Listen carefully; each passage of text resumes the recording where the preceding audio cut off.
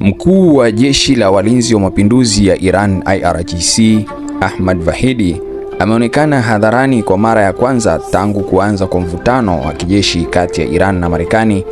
Kuonekana kwake kumefanyika mjini Tehran wakati hafla ya kutoa heshima kwa kiongozi wa kimataifa, jambo ambalo limezua mjadala mkubwa ndani na nje ya Iran.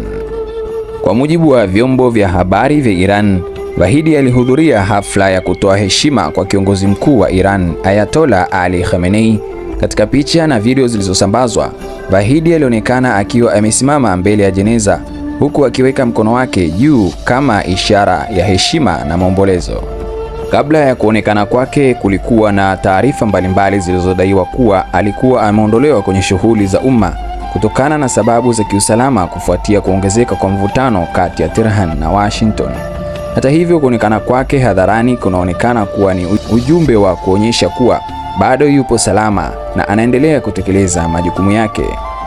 Wachambuzi wa masuala ya siasa za Mashariki ya Kati wanaeleza kuwa tukio hilo linaweza kuwa sehemu ya juhudi za serikali ya Iran kuonyesha mshikamano wa viongozi wake na kuondoa uvumi uliokuwa ukienea kuhusu hali ya baadhi ya maafisa wakuu wa kijeshi. Kuonekana kwa Vahidi kunakuja wakati ambapo hali ya usalama katika eneo la Mashariki ya Kati inaendelea kufuatiliwa kwa karibu kutokana na mvutano uliopo kati ya Iran na Marekani na washirika wao. Ingawa bado hakuna taarifa rasmi zinazoonyesha mabadiliko yoyote katika msimamo wa Iran kuhusu masuala ya usalama na ulinzi, tukio hilo limevutia umakini wa vyombo vya habari vya kimataifa na kuongeza mjadala kuhusu hatua zinazoweza kufuatia katika uhusiano kati ya mataifa hayo mawili.